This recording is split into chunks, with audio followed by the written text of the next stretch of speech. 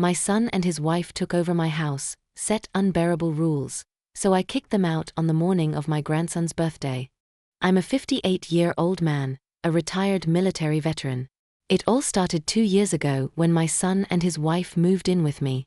They were expecting their first child, and with the housing market being what it was, I offered them a place to stay until they could get on their feet. My wife had passed away a few years prior, and I'll admit I was looking forward to having a full house again. At first, everything was great. My grandson was born, a beautiful, healthy boy who quickly became the light of my life. I loved being a grandfather, getting to experience all the joys of parenthood without the sleepless nights and diaper changes. Well, maybe a few diaper changes. I was always happy to help out. But as the months went by, I started to notice a change in my daughter-in-law. She'd always been particular about things, but now her demands were becoming extreme. It started small, rearranging furniture without asking, throwing out my belongings because they were clutter, insisting on a strict schedule for everything from meals to TV time. I tried to be understanding. New motherhood is tough, and everyone copes differently. But then came the rules. Oh boy, the rules. Dad, my son approached me one day, looking uncomfortable. We need to talk about some house rules. I raised an eyebrow. House rules? Son, I've been living here for 30 years. What kind of rules are we talking about? He handed me a typed list. As I scanned it, my jaw dropped. No shoes in the house, no cooking after 7 p.m., no friends over without 48 hours notice. And the kicker? I needed permission to hold my own grandson. This is a joke, right? I asked, looking up at my son. The pained expression on his face told me it wasn't. It's just, Dill thinks it's important for the baby to have structure, he explained weakly. I took a deep breath, reminding myself that patience was a virtue. Son, I understand wanting structure, but this is my home. Don't you think some of these are a bit excessive? He shrugged, not meeting my eyes. Maybe you could just try it for a while? For the baby's sake? Against my better judgment, I agreed. And so began my life under house arrest in my own home. Weeks passed and the rules only got stricter. I felt like a stranger in the place I'd called home for decades. My friends stopped coming by because of the hassle. I couldn't even watch TV after 8 p.m. because it might disrupt the baby's sleep schedule. Never mind that the nursery was on the other side of the house. But I bit my tongue. This was for my family, I told myself. It's temporary. They'll move out soon. Then came the day that pushed me over the edge. It was the week before my grandson's first birthday.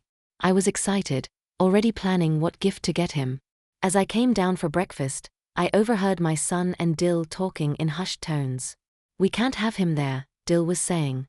He'll ruin everything. But it's his house, my son protested weakly, and he's the baby's grandfather. I don't care, it's our son's special day and I won't have him messing it up with his oldness. I felt like I'd been punched in the gut. Oldness? Was that really how they saw me? Clearing my throat, I stepped into the kitchen. They jumped apart like guilty teenagers. Morning, I said, keeping my voice level. Couldn't help but overhear. Is there something you want to tell me about the birthday party? Dill plastered on a fake smile. Oh, we were just discussing some logistics. Nothing for you to worry about. I looked at my son, silently pleading with him to stand up for me. He avoided my gaze. Right, I said slowly. Well, I was thinking of getting the little guy, Actually, Dill cut me off. We've already got all the gifts covered. We don't want to spoil him, you know. I nodded, swallowing the lump in my throat. Of course. Well, I'll just be in my room then. As I turned to leave, I heard Dill mutter, see, this is why we can't have him at the party. He'll just make everything about him. That was the moment something inside me snapped. Over the next few days, I watched as they transformed my home into a Pinterest-perfect party venue. Balloons, streamers, a custom cake, no expense was spared.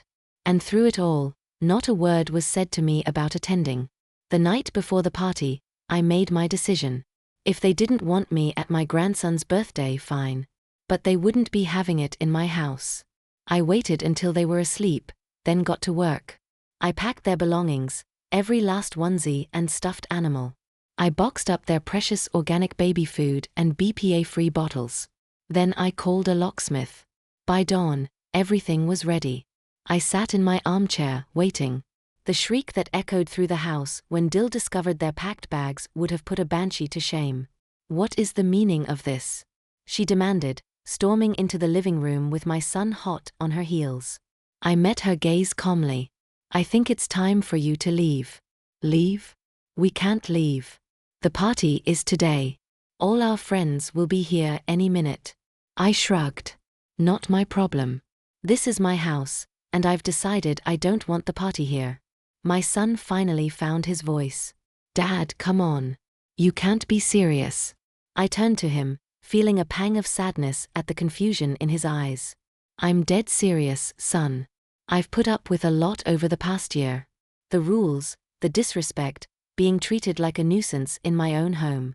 But being told I can't attend my own grandson's birthday party? That's where I draw the line." Dill's face contorted with rage. You were eavesdropping on us? In my own kitchen?" "You bet I was, and I heard every word about how I'd ruin everything with my oldness." My son at least had the decency to look ashamed. "Dad, we didn't mean." "Save it." I cut him off. "I've made my decision. You have an hour to get your things and leave. I've already called your aunt. She's happy to host the party at her place." Dill exploded. "You can't do this. We have rights." I stood up, drawing myself to my full height. "Actually, I can. I've checked with a lawyer. You have no lease, pay no rent, and have overstayed your welcome. Now you can leave quietly, or I can call the police and have you removed for trespassing. Your choice." For a moment, I thought Dill might actually try to physically fight me. But then, deflating like a punctured balloon, she stormed off to gather their things. My son lingered, looking lost. "Dad, I'm sorry. We never meant for things to get this far." I sighed, feeling the weight of my years. "I know, son, but sometimes sorry isn't enough. You stood by and watched while your wife disrespected me in my own home. You didn't stand up for me when I needed you. That hurts more than any rule or insult she could come up with." Tears welled in his eyes. "What can I do to fix this?" I shook my head. "Right now? Nothing. You need to leave, figure out your priorities, and decide what kind of man, what kind of son you want to be. When you've done that, we can talk." An hour later, I watched from the window as they loaded up their car. My grandson, blissfully unaware of the drama, babbled happily in his car seat. As they pulled away, I felt a mixture of relief and profound sadness. The house was quiet now, almost too quiet. But it was mine again. Over the next few weeks, I received a barrage of angry calls and messages from family members and friends of my son and Dale. I was called every name in the book. Cruel, heartless, a terrible grandfather. But I stood my ground. Those who took the time to listen to my side of the story understood, even if they didn't fully agree with my methods. My son called a month later asking if we could meet. Over coffee at a neutral location, he poured his heart out. He'd realized how much he'd let Dale control everything. How he'd failed to stand up for me and for himself. They were in counseling now, he said, working on their issues. "I miss you, Dad," he said, his voice cracking. "And I know the baby misses you too." I felt my resolve weakening. "I miss you both too, more than you know." We talked for hours, hashing out everything that had gone wrong and how we could move forward. It wouldn't be easy, I knew. Trust, once broken, is hard to rebuild. But as I looked at my son, really looked at him, I saw the boy I'd raised, the man I'd always hoped he'd become. "Maybe," I said cautiously, "you could bring the little one over this weekend just for a visit." The smile that lit up his face was answer enough. As for Dale, well, that's a work in progress. She's not thrilled about having to find her own place to live, but I hear she's learning some valuable lessons about respect and boundaries. Who knows? Maybe one day, we'll even be able to laugh about all this. But for now, I'm enjoying the peace and quiet of my home, looking forward to spoiling my grandson rotten this weekend, and reminding myself that sometimes, the hardest battles we fight are the ones closest to home. Life's too short for toxicity, folks. Even when it comes wrapped in a family package. Stand your ground, know your worth, and never let anyone make you feel like a guest in your own life.